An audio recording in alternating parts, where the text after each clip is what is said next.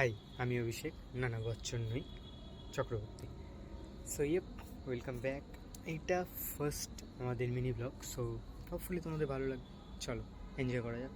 And রাত্রিবেলা intro নিচ্ছি, কারণ ইন্ট্রো নিতে ভুলে গেছিলাম। চলো এনজয় করো গোটা ব্লগটা। সব ধরনের দুর্গা এখানেই চলে এসছে, তাহলে স্টার জলসের শ্যুটটা কে করছে সেটাই ভাবছি আমি। যেতে যেতে অনেক রকমের ঠাকুর দেখলাম আমরা, যেরকম এখানে দেখতে থাকো। ও জাস্ট এ মিনিট, আমরা এখানে কিছু অন্য রকমের একটা শ্যুট করেছি, যেটা আমি তোমাদেরকে দেখাবো। চলো না, জাস্ট এ ক্রিয়েটার ম্যাজিক আর এডিটার ম্যাজিক। আই থিঙ্ক এইবারের সবচেয়ে বড় দূরও এইটা। হ্যাঁ জানি থোবরানি, তবুও ফ্লেক্স করা বা নিজেকে সমবেদনা দেওয়া।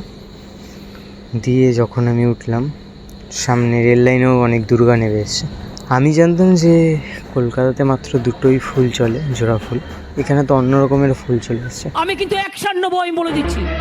সরি মিস্টেক হয়ে গেছে, বাই মিস্টেক বলে ফেলেছি। একটা প্রবাদ মনে আছে, মুভির প্রবাদ, মা খেতেন কুমোরটুলির অভয়চরণ মিত্রের বাড়িতে।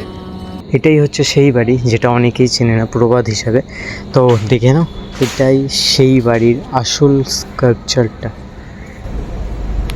এরপর ফুল নিয়ে বলাতে আমাকে এই রোড থেকে তুলে নিয়ে যাওয়া হয় একটা টোটোতে বা অটোতে। বলা হয় এটি অটো হেলিকপ্টার। এখান থেকে আমাদেরকে নিয়ে যাওয়া হয় সিআইডির কাছে। সিআইডিতে আমাদেরকে তদন্ত করা হবে। হ্যাঁ, এখনকার নতুন প্যান্টালুন্সের নাম প্যান্টলুন্স। হ্যাঁ, কারণ এখানের দাম দেখে অনেকেরই প্যান্টটা লুজ হয়ে যাচ্ছে, যার জন্য ওনারা নাম বাংলায় ঠিক করেছে। সিআইডি মোড়ে গিয়ে দেখি সেটা সিআইডি মোড়, সিআইডি অফিস নয়। সেখান থেকে বিল্ডিং যাওয়ার একটা অটো ধরে চলে যাই আমি সোজা বিল্ডিং। হ্যাঁ, বাড়ির বিল্ডিং।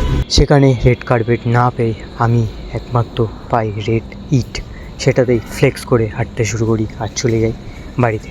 যাই হোক, দেখা হবে পরের কোনো ভিডিওতে। Till then take care, bye by.